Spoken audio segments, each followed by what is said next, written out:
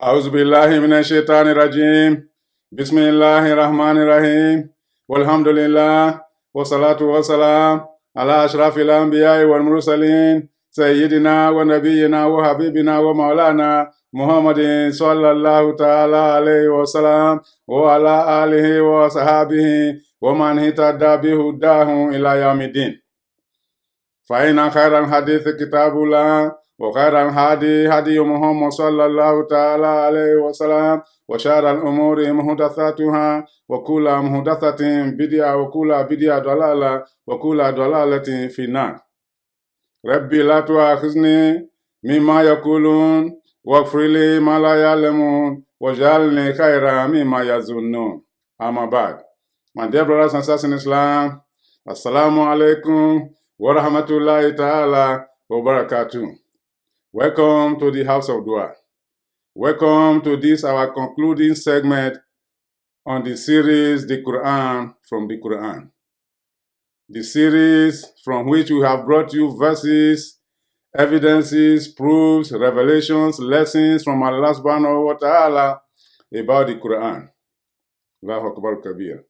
My dear brothers and sisters in Islam, we have to date brought you about a dozen episodes of verses and revelations from the Quran that Allah subhanahu wa ta'ala has addressed to the entire mankind, reminding us of the responsibility we owe to him by reading his book, Al-Quran al-Karim. ذَلِكَ الْكِتَابُ لَا رَيْبَ فِيهِ هُدًى لِلْمُتَّقِينَ. This is a book, without doubt, it's a guidance to mankind, those who are conscious of Allah subhanahu wa ta'ala. My dear brothers and sisters in Islam, we have had the privilege of bringing you about a dozen episodes on this series. I hope you have enjoyed it. I need to remind you and remind myself of the responsibility that we owe to Allah subhanahu wa ta'ala by reading his book, by knowing how to handle his book, by knowing how to relate with him, by following the commandments in this book. This is a true guidance to the entire mankind, a book like no other book on the planet, the only book of its kind on the planet. My dear brothers and sisters in Islam, this book contains the statements of Allah by which he has communicated with the entire mankind, and he expects us to communicate with him in worship by reading this book and making sure we understand the regulations and the laws in this book. Out of his mercy, he sent down his most beloved messenger, Muhammad sallallahu ta'ala alayhi wa sallam, to rehearse to us this glorious book and to teach us how to follow the way of Allah as stated in this book. My dear brothers and sisters in Islam, I ask Allah subhanahu wa ta'ala to guide you and guide me and guide the ummah of Rasulullah sallallahu ta'ala alayhi wa sallam to the straight path. I ask Allah subhanahu wa ta'ala to indeed make it easy for us to be the companions of the Quran.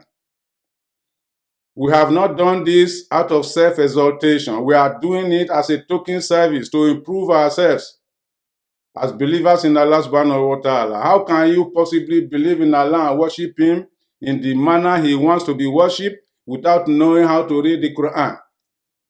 It's going to be difficult. That is why we have spent some time to remind ourselves of the responsibilities we owe to Allah subhanahu wa ta'ala as stated in this book, to read it and do it every day and keep ourselves as companions of the Quran, so that the Quran will be a companion to us in this world and the Akhirah and act as shifa for us when we meet Allah on the day of accountability. My dear brothers and sisters in Islam, I therefore encourage you, just as I encourage myself, to make sure that you read the Quran every day, at least 1 to 10 verses. It's not difficult to read. Every act of endeavor, every act of success, every activity requires some effort if you must achieve the goal. The same thing, the Quran requires some effort on our part. Therefore, let us read it every day. Do not put the Quran under your pillow. Do not abandon the Quran in your shelf. Do not throw it away anyhow. Do not ignore it. According to the hadith of Rasulullah sallallahu ta'ala alayhi wa sallam, he says, do not turn your homes into graveyards. And they ask him, how can we turn our homes into graveyards? And he says, a home in which the Quran is not being recited, either in worship or in ordinary recitation, that home is like a graveyard, if not worse than a graveyard. The angels of Allah do not visit that home. My dear brothers and sisters in Islam, by making effort to read the Quran brings Allah's presence to your home and brings barakah to you. It brings protection to you. It brings sustenance to you.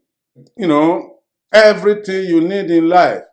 This is where the solution is. Figures in the bank by way of the cash you have or investment you have will not solve your problem. Your children cannot solve your problem. A time will come when they will run away from you. If care is not taken, if you don't raise them well in the way of Allah. When you lay dead, they will be afraid to touch your body. My dear brothers and sisters in Islam, remember, the same way you came to this life with empty hands, so you are going back to Allah with empty hands. You are not taking away your houses, your children, your wife, your belongings. You are only taking away your deeds. And part of that deed you are taking away is the Quran. I cannot stress it enough. This is a book like no other book. You want protection, you got it. You want sustenance, you got it from the Quran. You want shifa, you got it from the Quran. You want defense against enemies, you got it from the Quran. What else do you want? Allah subhanahu wa ta'ala, out of His mercy, has made it easy for us. Therefore, I encourage you, not just for you to read it, but to try your best to invite somebody to read it and to teach it to somebody else. According to the hadith of Abu Huraira, radiallahu anhu, and others, the Prophet sallallahu ta'ala alayhi wa sallam stated, "Khairukum man ta'allama al-Quran wa 'allama." The best of you is the one who is able to read the Quran, who is able to learn it and read it, as well as go ahead and teach it to somebody else. And that teaching must begin from your home. My dear brothers and sisters in Islam, your family members, your wives, your children, then your brothers, your sisters, your parents. Let us jointly read the Quran. When the first few verses were coming down to the Holy Prophet Muhammad sallallahu ta'ala alayhi wa sallam, Allah subhanahu wa ta'ala told the Holy Prophet in Surah Ash-Shu'ara, وَأَنذِرْ عَشِيرَتَكَ الْأَقْرَبِينَ. Begin to warn people, starting from those who are closest to you, your family members, and your tribesmen. Charity, they say, begins at home. We must be able to conquer our home by way of the faith of Allah before we look outside. You cannot go outside to claim to be a Muslim when there is void in your home by way of belief, by way of the Quran. Therefore, let's start by encouraging our children to read the Quran every day. Stop them from movies. There's nothing wrong in watching movies, but don't allow their time to be consumed by movies, by television, by internet. Pay attention to your children. Many of us are struggling in the way we raise our children. Before we realize it, our children branch into criminality. Why? Because the Quran is void in their heart.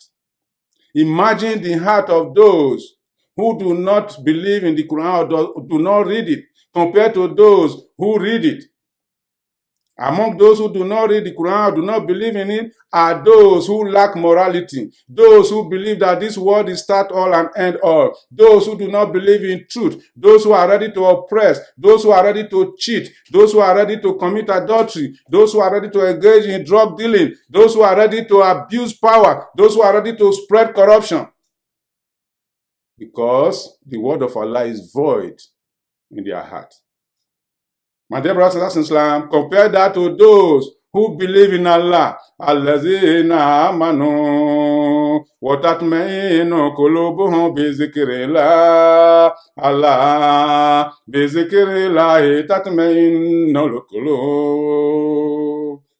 Those who believe in Allah and allow their heart to be filled with the remembrance of Allah. Allah, is it not in the remembrance of Allah that the heart actually finds its rest? That's where you get contentment in life. You don't get contentment from figures in the bank. You don't get contentment from the number of children you have. You don't get contentment from your family members. You don't get contentment from your employment. You get contentment from the message Allah subhanahu wa ta'ala has sent to you. My dear brothers and sisters in Islam, this is why we have spent the last few months bringing you verses upon verses from the Quran about the Quran. We are not the best in this game anyway, but we are only just trying our best. Whatever mistake we make, we ask Allah subhanahu wa ta'ala to forgive our mistakes. We are not doing it to please anybody. We are doing it as a token of service to Allah. I encourage you to engage in one token of service in the name of Allah, in the same manner, instead of sitting down to criticize people. Our goal is to make sure that we are better Muslims in this world and we return back to Allah and He receive us with happiness and give us Jannah. May Allah make that possible for all of us. My dear brothers and sisters in Islam, the Quran is a book like no other book. I cannot stress this enough. Make the Quran your companion and you will be saved. Your problems in this world will be reduced. Your return back to Allah will be better. My dear brothers and sisters in Islam, I cannot conclude this session, especially this series that we are concluding today, without asking you a question. And that question is, you know, the life we live in, we tend to split ourselves into groups. When it comes to political parties, we say we belong to this party or belong to the other party. Because of what? Struggle for the materialism of this world. In business, the same thing. This is my business. You prefer your business above the business of somebody else. You work hard every day for it. So also we have other groupings in life. But when it comes to the Quran, my question for you is, where do you belong? What section do you belong to? Because when the Quran was being revealed to the Holy Prophet Muhammad sallallahu ta'ala alayhi wa sallam, it was directed to all of us in the planet. And among us, the way we respond to the Quran, Allah subhanahu wa ta'ala identify groups. It's up to you to decide for yourself which group do you belong. There are two major groups, and between these groups are other groups. The two major groups are those who believe in the book of Allah, they accepted it, they are reading it, they are obeying it, they are using it for worship, they fear the punishment of Allah, they look hopeful and optimistic about meeting Allah because they believe in His mercy. They try to stay close to Allah every day. Is that the group you belong to? If so, alhamdulillah. There is another group that says, no, this Quran is fake. I don't believe in it. It's not an authentic book. In fact, I don't even believe in Allah. I don't believe in the messengership of Muhammad sallallahu ta'ala alayhi wa sallam. Those are known as the disbelievers. Whether you are a disbeliever or a believer, Allah subhanahu wa ta'ala has spoken about you in the Quran. Allah subhanahu wa ta'ala in several verses of the Quran revealed what He prepares for those who believe in His message. Those who have accepted it and believe in it are known as alladhina amanu wa amilu salihat. Those are the ones who believe in Allah. In Surah Al-Baqarah, Allah subhanahu wa ta'ala described them as alladhina yu'minuna bima unzila ilayk wa ma unzila min qablik wa bil akhirati hum yuqinun. Ulaika ala hudan min rabbihim wa ulaika humul muflihun. There are those who believe in what we have revealed to you, Ya Muhammad, and those who believe in what we revealed before you. These are the ones who are in true guidance, and these are the ones who will be successful. Do you want Jannah? That is the ultimate success. Then you have to believe in the Quran. You have to believe in other books that were revealed by Allah subhanahu wa ta'ala. But on the other hand, you don't believe in the Quran, you don't believe in Allah, you don't believe in the messengership of Muhammad, you don't believe there will be accountability, you don't believe in the angels, you don't believe that there are messengers sent by Allah. You are a kafir. You are a disbeliever. Now let's look at what Allah subhanahu wa ta'ala has stated about these two groupings in Surah Al-Bayinat. Inna lazina kafaru min ahlil kitabi wal mushrikin fi nari jahannam khalidina fiha ulaika hum sharrul bariyah.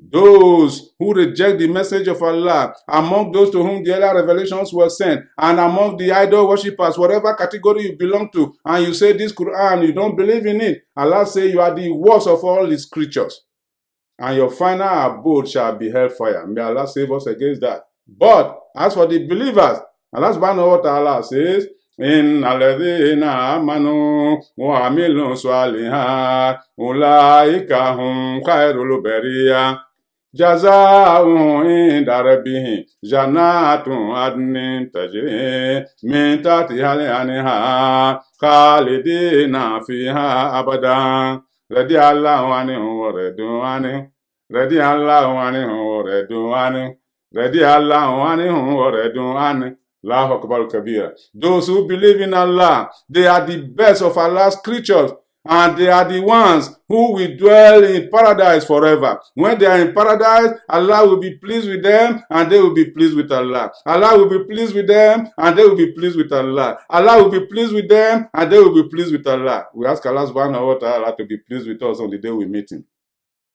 My dear brothers and Islam, between these two groupings, the believers and the disbelievers, there are other groupings mentioned in the Quran. Which of them do you belong? My dear brothers and Islam, these other groupings, they either fall into the believers or fall into the disbelievers. They share from both ends. They are not sure of what they are doing. Among them are the Fasikun, those who are rebellious against Allah. They could be believers, they could be non-believers.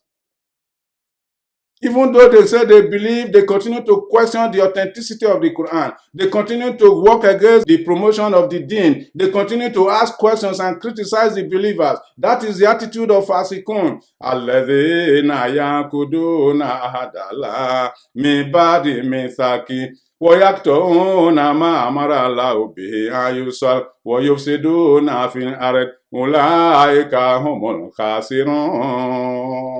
That's how Allah subhanahu wa ta'ala has described them. These are those who break the covenant of Allah after they have accepted the covenant.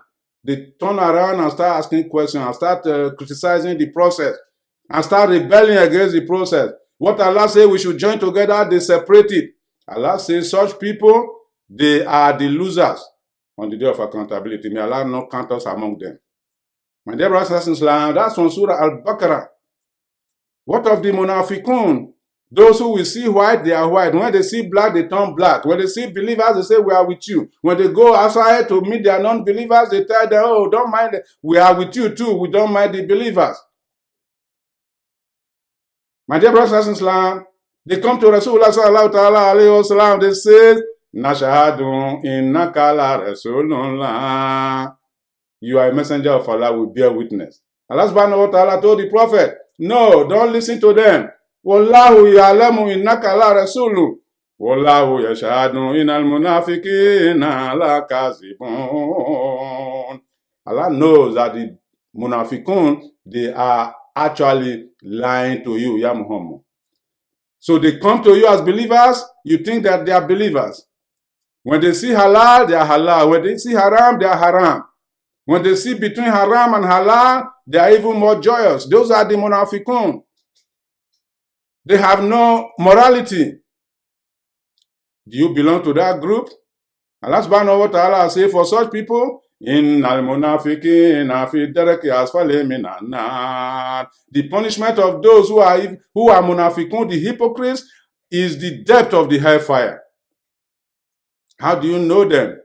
Innal ladzina amanu thumma kafaru thumma amanu thumma kafaru thumma zadu kufran lam yakunillahu liyaghfira lahum wa la liyahdiyahum sabila bashiril munafiqina bi annahum azaban alima. That's from Surah An-Nisa. Allah subhanahu wa ta'ala said, those who believe and then they turn around to disbelief, and then they turn around again to believe, and then they turn around again to disbelief, and continue to persist in disbelief. Allah said, Allah will not forgive their sins. He will not guide them to the straight path. Therefore, Ya Muhammad, Bashir al-Munafiqin bi anna lahum azaban alima. Give bad tidings to them that their punishment will be hellfire. My dear brothers and sisters, may Allah not count us among those. What about those who are Zalimun? These are also people who say they are believers or they are on the side of disbeliever, whatever they are, but then they persist in evil doing. They are wrongdoers. They are evil people. They hate goodness. Allah subhanahu wa ta'ala says, I have prepared for them.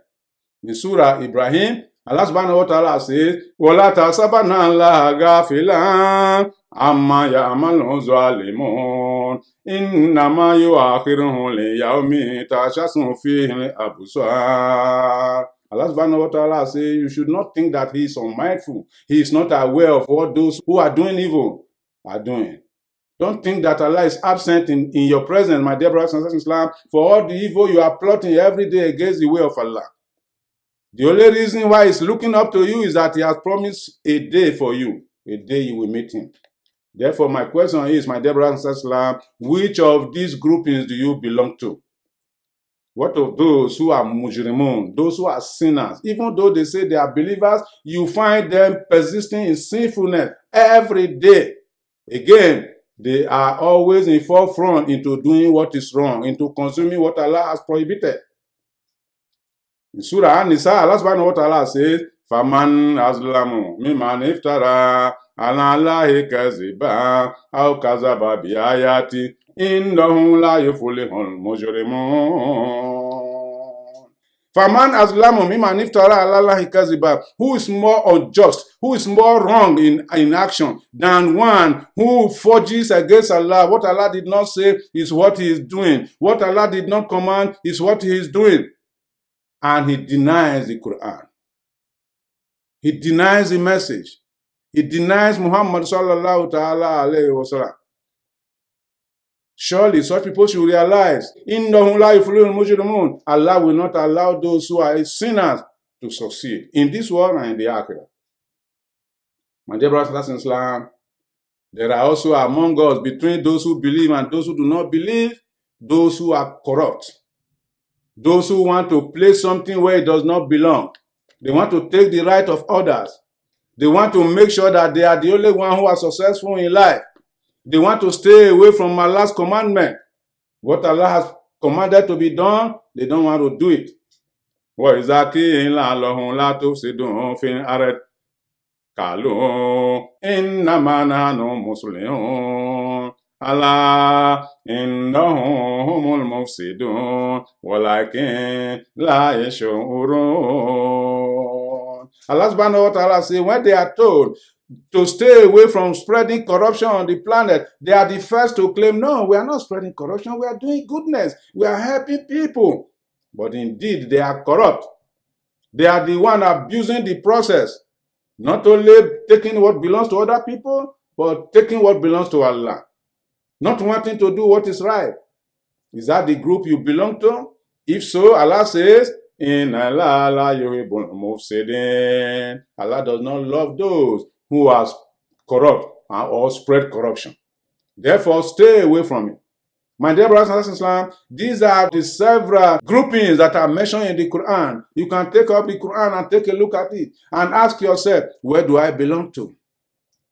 Where do I belong to? Because where you belong to right now will determine where you go from now. Remember, this life is temporary. You are going back to Allah for accountability. No matter what your stage is today, you cannot stay on this planet forever. Therefore, when you meet Allah on the day of accountability, there is no relationship, there is no wealth. Yamala yanfa'u ma'alun wala banun illa man atalla bi qalbin salim. Neither wealth nor children will help you when you meet Allah on the day of accountability. My dear brothers and sisters in Islam, even while you are in this world, if Allah visits you with his punishment, neither wealth nor children can save you from that punishment. Therefore, I encourage you, just as I encourage myself, to stay close to the Quran. We have brought you up to or more than 12 episodes relating to the verses that Allah subhanahu wa ta'ala has sent down to us. Therefore, I encourage you to go back to those presentations and rehearse and renew your understanding, and then make effort on your part to read the Quran and to practice what is in the Quran, and to practice it by following the example of the Holy Prophet Muhammad sallallahu ta'ala alayhi wa sallam. My dear brothers and sisters in Islam, your children are your inheritors. Those are the ones you are going to leave behind on this planet. We want people who will stay on the path of Muhammad sallallahu ta'ala alayhi wa sallam until the day of judgment. Therefore, impart the knowledge of the Quran to your children. If you succeed in building a house for your children, buying cars for them, buying computers for them, giving them education, and you deny them the Quran, the knowledge of Allah, then you have denied them the best knowledge, you have denied them the best legacy they deserve from you. We ask Allah subhanahu wa ta'ala not to allow us to do that. We ask Allah subhanahu wa ta'ala to save us from the shaitan. We ask Allah subhanahu wa ta'ala to guide us to the straight path so that we can meet him on the day of judgment by following the Quran in today's life, inshallah. We ask Allah subhanahu wa ta'ala to make our life easy in this world and also make our return back to him easier, inshallah. We ask Allah subhanahu wa ta'ala more than anything else on the day of Qiyam, join us with Muhammad and those who are righteous in Jannah. Allahumma ajalna ma'al lazina an'amta alayhim minan nabiyyina was-siddiqina wash-shuhada was-salihina wa hasuna ulaika rafika. Allahumma ajalna ma'a nabiyyina Muhammadin sallallahu ta'ala alayhi wa sallam wa azwajihi wa ashabihi fi jannatin a'la. Rabbana taqabbal minna innaka antas samiul alim wa tub alayna ya maulana innaka antal ghafurur karim. Allahumma zayyina bi zinatil Quran wa akrimna bi karamatil Quran. Allahumma adkhilna jannata ma'al Quran. Allahumma ij'alil Qur'ana lana fi dunya karina wa fi qabri munisa wa anisa wa fi qiyamati shafiya wa mushafiya wa ala sirati nuran wa burhana wa ila al khairati kulliha dalila wa imama wa mununa ya Allah wa mununa ya Rahman ومننا يا رحيم بفضلك وجودك وكرمك يا أكرم الأكرمين ويا أرحم الراحمين. اللهم إنا نسألك موجبات رحمتك وعزائم مغفرتك وسلامة من كل إثم وغنيمة من كل بر والفوز بالجنة والنجاة من النار برحمتك يا عزيز يا غفار يا رب العالمين. اللهم أحسن عاقبتنا في الأمور كلها وأجرنا من خزي الدنيا والآخرة. اللهم حبب إلينا الإيمان وزينه في قلوبنا وكره إلينا الكفر والفسوق والعصيان واجعلنا من الراشدين واجعلنا من الصالحين واجعلنا من المتقين واجعلنا من الصابرين. ربنا تقبل منا إنك أنت السميع العليم وتب علينا يا مولانا إنك أنت الغفور الكريم. يا الله يا ربي يا رحمن يا رحيم يا حي يا قيوم يا ذا الجلال والإكرام اغفر لنا ذنوبنا وإسرافنا في أمرنا وثبت أقدامنا وانصرنا على القوم الكافرين. Until I see you next time with another episode, inshallah, I ask you to keep watching, I ask you to keep practicing, and I ask Allah subhanahu wa ta'ala to guide us to the straight path. Subhanallah wa bihamdik, subhanaka Allahumma wa bihamdik, nashhadu an la ilaha illa anta nastaghfiruka wa natubu ilayk. Alhamdulillah.